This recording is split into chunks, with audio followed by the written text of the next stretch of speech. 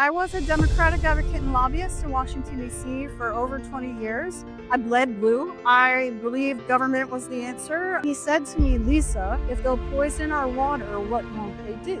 That got through, and it stopped my brain, literally broke my brain. So I told him, you know what? I will go research myself. And then I started going down rabbit hole after rabbit hole and was led to the truth. There's nothing like having a free mind that allows you the freedom to have your own thoughts, beliefs, and shedding the fear. This is another episode of Truth, Love, and Liberty. I have Lisa Ecman here. She used to be a former Democrat political advocate, and now she found the light and is come to help wake people up. So I was a Democratic advocate and lobbyist in Washington, D.C. for over 20 years. I bled blue. I believed government was the answer, and put all my faith and trust in the government to keep me safe and all the things that Democrats do. I was the president of the Law Democrats at Georgetown, just to give you a sense of how deep in it I was. I worked for Senator Ted Kennedy for a while, worked for an appointee in the Clinton administration, and was really, really tried and true Democrat. You know, you would hear me say things like vote blue no matter who, which is a very cult-like phrase to utter, because it does matter who, it matters why. And so I was totally in that space when COVID hit. And COVID woke me up to remind me that I was a classical liberal in my heart. I valued freedom. I valued our Constitution. And I just wasn't on board with all of the hating of America that was going on and all of the shaming of people for certain things like being a patriot or loving your country. But it was really the government's response to COVID. And when they decided that they had the power to ignore all of our God-given rights that are enshrined in our First Amendment. And I think it's important to remember for everyone listening or watching that the First Amendment doesn't just protect our freedom of speech. It protects our freedom of assembly and our freedom of association and our freedom to worship where and when we please. And every one of those rights was under attack during that time. And when you can get thousands of people together to protest something, but you can't see your dying relative in the hospital, you can't have your Thanksgiving dinner with your family, and you can't go to your church to worship, that's a problem, you know. But what really happened is my fiance, who was my boyfriend at the time, he did not buy the COVID narrative at all from the beginning, and I did. We were fighting all the time. As you might imagine, it's very hard to have people living in two completely different realities come to agreement about much. So we were having a particularly heated discussion one day. And like so many people who in the conservative circles, in the independent thinking circles do, he said, oh, do your own research. Prove me wrong, prove me wrong. Go do your own research. But he also asked me a question that really stopped my brain, literally broke my brain, we say, and then I had to rebuild my brain. And that question was, because I said something to him something like this. I said, Jamie, I can't believe my government would do this to us, do this to the American people, do this to the world without data and evidence. I just can't believe it. And he said to me, Lisa, if they'll poison our water, what won't they do? And I already knew they were poisoning our water. I filtered my water. I never drank tap water. I know that the fluoride, poisons, it damages IQ and calcifies our pineal gland. And you hear that Robert F. Kennedy Jr. is talking about getting rid of fluoride in the water. Thank goodness. Finally. But it's not just the fluoride, it's the chlorine, it's all the chemicals. It's the fact that what we're drinking has remnants of most of the prescription drugs the other people in our community are taking. So I know this. And our bodies are made up of 70% water. Every cell in our body has water. So if they'll poison something that will hurt every cell in our body, my brain couldn't think its way out of, despite how programmed, indoctrinated, and brainwashed I was, that got through. And it stopped my brain. And so I told him, you know what? I will go research myself. And I did. And then I started going down rabbit hole after rabbit hole and was led to the truth. That's amazing, and that takes courage. And did you go through like a dark night of the soul? Like when your reality shatters, I feel like you go through. I don't know. For me, it was like a period of like 2 weeks where it's just like your reality is shattered. You're like everything I thought was true, is a lie. The media is lying, and your whole trust in these organizations is just like shattered. So what was that like for you? So yours getting over yours in a couple of weeks, I envy that because mine lasted a couple of years actually. But I think you have to understand that was politics was my whole life. Yeah. And not only so, the very first line in the prologue, by the way, of the book I wrote, Yeah. which is called "Deprogramming Democrats," you can see it here, and "Uneducating the Elite: How I Escaped the Progressive Cult." Nice. Is admitting you're wrong is never easy. Admitting you're wrong about everything is next to impossible. And so it took quite a while for me to sort of rebuild my brain, rebuild my confidence, rebuild my ability to have any faith in myself because I'm significantly older than you are. So I have been fooled for a lot longer than you had. And knowing that you spent your whole life wrong about just about everything. And not only that, I was going around the country and not just DC, shooting my mouth off about how right I was about everything. And I was really an expert in my field. So to go from that to go from that and to also go from feeling like you're doing things to help people to knowing that you are doing what a tantamount equals evil, supporting evil goals and building government and it's a hard thing to come to terms with. I feel like a lot of teachers are, on the forefront of that. They're indoctrinated to indoctrinate others, and then they don't even want to acknowledge the evil that they've, been a part of and perpetrated. I mean, that's hard to accept for people. I don't think they know they have. Right. And so there's a whole chapter in the book on education because I think there's two main tools that they use to indoctrinate and brainwash and program. The first one is the education system, which I call an indoctrination system in this country. And then it's through the control of information. So propaganda and censorship, whether that be on mainstream media or in television and news programming. Yeah. And so, but in education, 90% of teachers, professors are Democrats and left-leaning, often very progressive. Very, yeah. And so what kids are learning is all indoctrination. It's all, the way I kind of describe it is if you have all left professors, they're probably going to teach you almost all left theories with maybe one conservative theory thrown in that maybe they make fun of or tear down. And certainly back when I went to school, you could probably still get a good grade, even if you didn't agree with the teacher, maybe not the best grade. But I don't think that's true anymore. There's no tolerance for differences of opinion in schools. On top of that, in universities now, professors have to give trigger warnings for any content that might offend, upset, or trigger someone. And so that combined with free speech zones, safe spaces, which I think anyone can get a safe space as long as you're not white and male, or maybe just white, I don't know.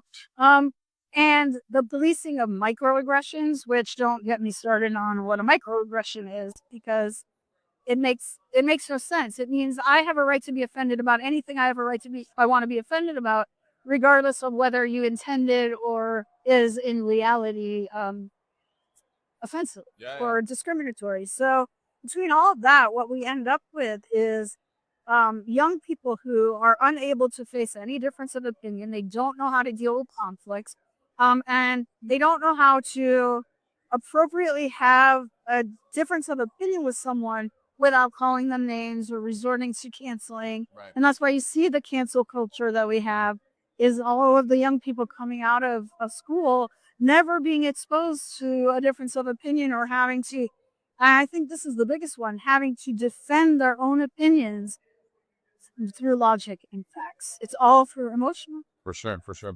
And so what do you think is going to be the solution for that? Like, how do we start to awaken? Because I see the way it's going right now, we have the wind behind our sails. We are the dominant force right now. Conservatism is like, there's a swing back of the pendulum. People have seen, we've been on the brink of destruction, seeing these ideologies play out. We've seen the fruit of this indoctrination system on our children.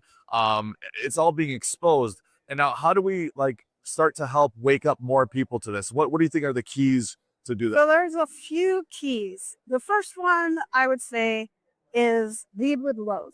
Okay, so you're never going to convince someone by yelling at them. You're never going to convince someone by being mean to them. So that isn't, and it's hard because they may attack you, but lead with love and kindness. Yeah. Start from a perception of, I think there's a few things to keep in mind. People on the left and the people who are brainwashed in the progressive cult are very, by and large, compassionate people. But it's that very compassion that has been manipulated and weaponized using fear into anger. So the first thing to recognize is that these people are in their core very afraid.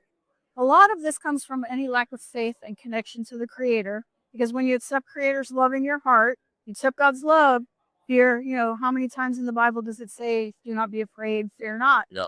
When you let fear in, you let evil in. You are not living, but so I say, remember that it's all fear-based. They are controlled by fear. So when you awaken them, it's an extremely scary thing, because I think a speaker yesterday was talking about we all need to, hold ourselves to account and be accountable and responsible for ourselves. Yeah. Well, when you place your faith, when you worship the government and idolize the expert, which is what members of the cult do, you're placing your faith in them. Yeah. And when you lose faith in them and you don't have faith in God, you are alone. You are truly by yourself. So recognize that it's fear, and and just because the boogeyman they're being told to be afraid of isn't real doesn't mean the fear isn't. Right. And so starting from that place that they're afraid, so don't make them more afraid, and don't push them with attacks or that kind of thing. Try to access their true compassion. Okay. Try to take the compassion and turn it around. And I'll use the example of gender ideology and what's happening to children. They truly feel that they're doing the right thing by supporting some child to take hormones that will irreparably alter their body chemistry without any studies that have been done to show what the long-term effects of that are. They truly believe that if they don't get gender affirming care, they may commit suicide. So the facts on that are clearly on the side of that's not true. Right. It's more likely actually after 10 years post surgery that someone will be suicidal than if they did not get surgery. And in my opinion, at the base of it, we have a severe mental health situation and crisis in our country with both youth and adults. And that's what we really ought to be talking about, is why are so many children they so reject their own themselves that they want to fundamentally alter their body in this way. And I think that comes down to a lot of the chemicals in the water, in the food, the poisons. And what's interesting is Lupron and these other chemical castration drugs are ending up back in our water supplies and poisoning the rest of us. So if they're going to get 1% of the population taking these drugs and urinating them into our water supply, you can imagine that this epidemic is going to get even worse and even worse. It definitely won't get better. That's for sure. So we know all that to be facts. But the other thing that the left has done, and the people pushing for a communist revolution, because I think we're at the end stages of a cultural revolution for its communism in this country. Had Trump not won, we might found ourselves down that slippery slope without a way to get back. Right. So thankfully we are not in that position. But that doesn't mean our country still isn't at risk. Is that they have created a monopoly on knowledge in the minds of people who have been indoctrinated into the cult. So if you are a leftist, a member of the cult, you hear them say, well, what are your credentials all the time, right? So only somebody with a degree or a government credential will they believe. And that's a logical fallacy. Argument from authority. Correct. But they will only accept authority. And so the very first thing you have to understand is you shouldn't try to tell them anything. I know it's hard. You have all these facts, you know what's true. You just want to say, you want to shake them and go, listen, these are the facts. Okay. But what you need to do is ask them questions. Socratic mind. And it can be painful and it can be slow. It takes patience. And the hardest part of it is that you need to ask them questions that don't presuppose an answer. Okay. Because then you aren't telling them something. So I'll give you an example with the gender with the gender ideology, and I will use the example of a person, a man who believes he is a woman wanting to use the girl's changing. So it's like, okay, I do care about him, but I also, well, what would you say to the girls who don't want to be in a locker room with someone who has a penis? Right. I would put it that blunt, that because that's the facts. Yeah. And the bathroom is a harder argument in some ways because you're in a stall and then they try to get around it that way. But in the locker room, everybody's naked. If in my youth, if any man wanted to get in the locker room and expose his penis to young girls or any boy, he would be in jail or juvie or appropriately constantly. Right. So that's the question. It's not about he's a bad boy, but why does what he thinks mean more than all these other girls? I mean, we've just reached a level of cultural insanity that's just beyond right now. And we have, but and that's what you're trying to. So one of the other characteristics of people on the left that I think is important to keep in mind is that they seem to be able to hold a much greater deal of cognitive dissonance than independent thinkers or people on the right. I'm not saying that people on the right aren't hypocritical. There's lots of hypocrites on both sides. And I don't like to call it sides either because I think it's a continuum, but also it is the establishment. It's two wings of the same bird, so to speak.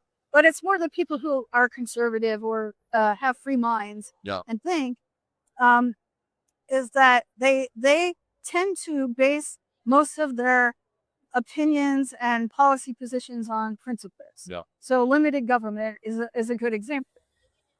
Free speech. Free speech, and it's absolute. If it's free sure. speech for me, it's free speech for thee.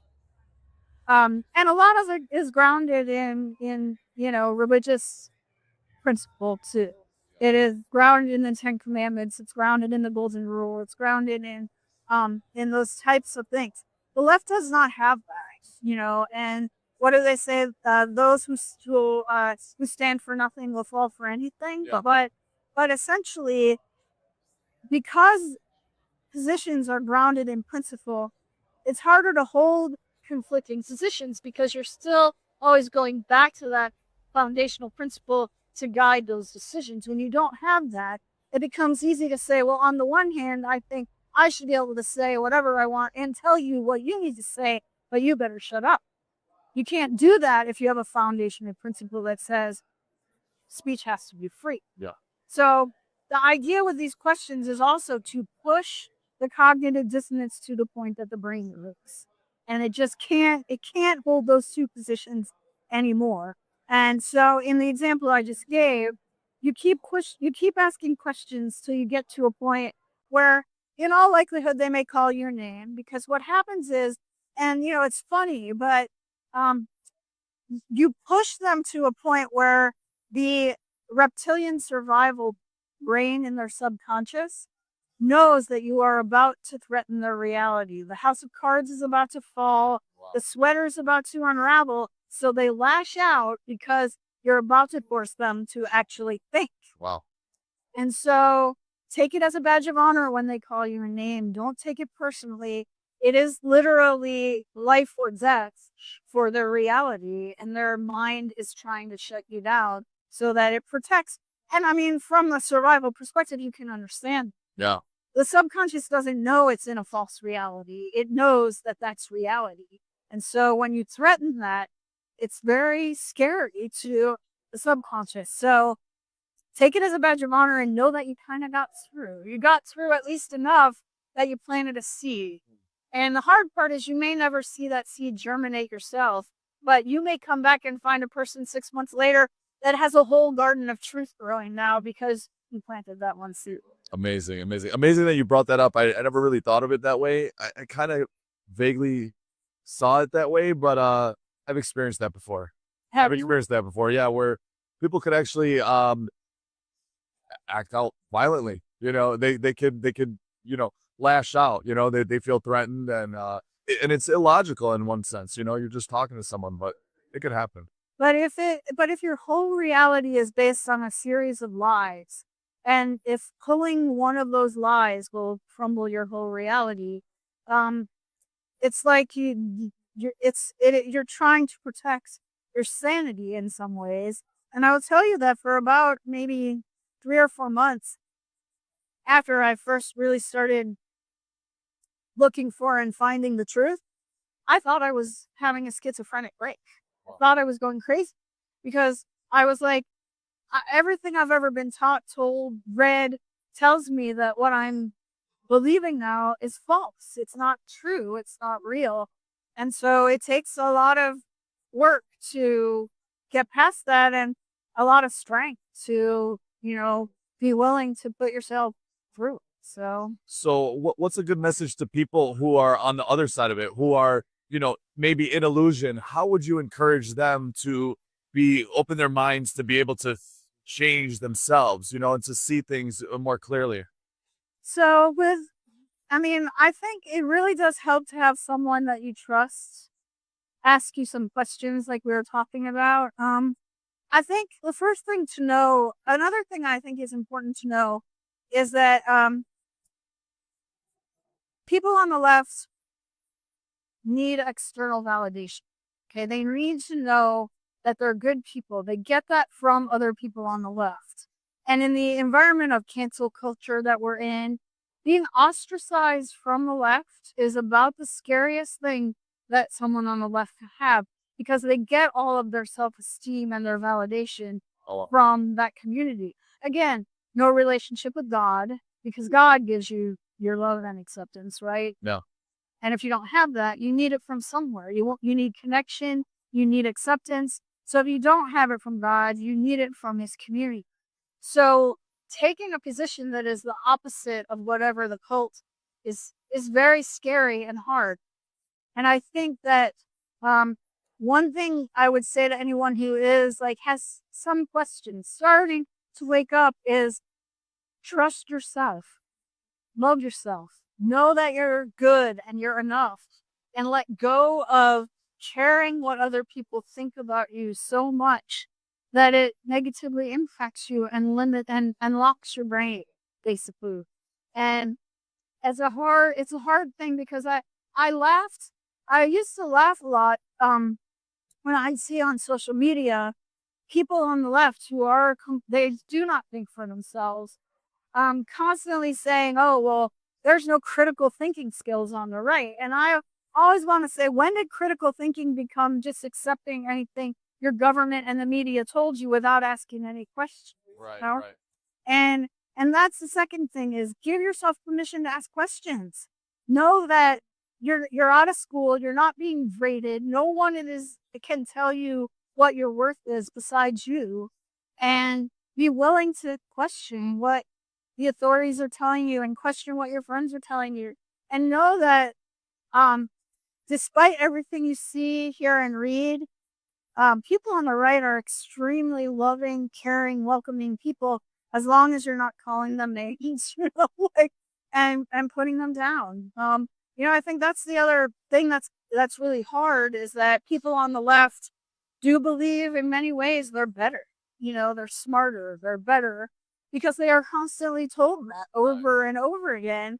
And so, like, you may feel like you're lowering yourself, but you're actually not. You're elevating yourself, freeing yourself. And as hard as the whole process was, the hardest thing I ever did, I lost all my friends, but I have so many new ones that I've met at places like this, and I lost and some family members I don't talk to anymore. As hard as that seems, it's so worth it. Yeah. There's nothing like having a free mind that allows you the freedom to have your own thoughts, beliefs, and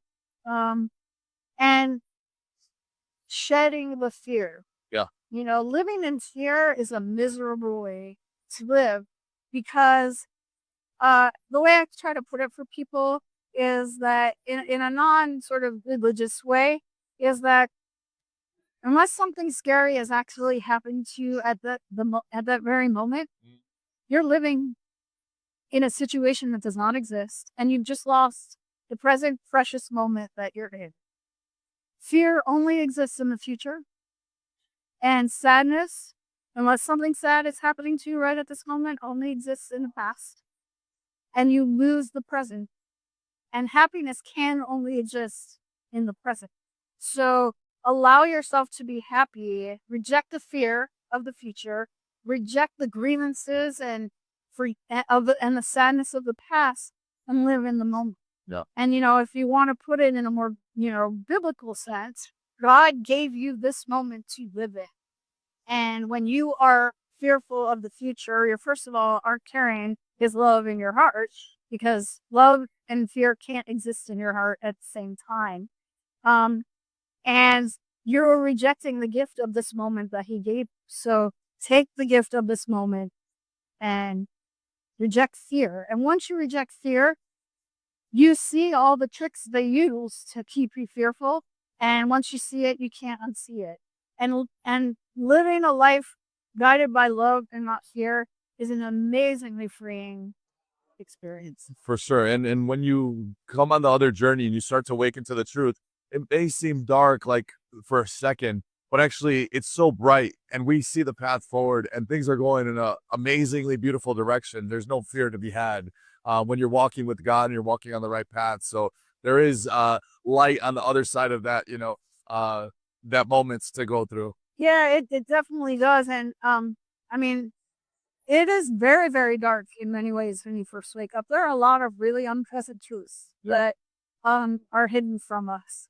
But hiding our head in the sands and living in the sand and living a life of fear doesn't change that reality. All it means is that we do not allow ourselves a true, happy life of love and joy. Amazing. Do you have any last words of encouragement for those who are, maybe on the left that, to encourage them to step forward and consider something different? Yeah, just don't be afraid. Just know that you are loved and that there is a community out here that will support you in a way and doesn't want to control what you think, what you say, what you wear, and that you will be accepted for who you are and what you truly want to believe, not what you have been programmed and pressured into believing. And if you don't mind, if I can give one more shout out. Where they can find you and where they can find the book. So you can find the book on Amazon or on Barnes & Noble. And it is Deprogramming Democrats and Uneducating the Elites. And you can find out more information at my website, deprogrammingdemocrats.com. And you can find me on X as Deprogrammed Dem. Nice. Amazing. Thank you so much for coming, Lisa. Thank you for having me. I appreciate you. Yeah. God bless.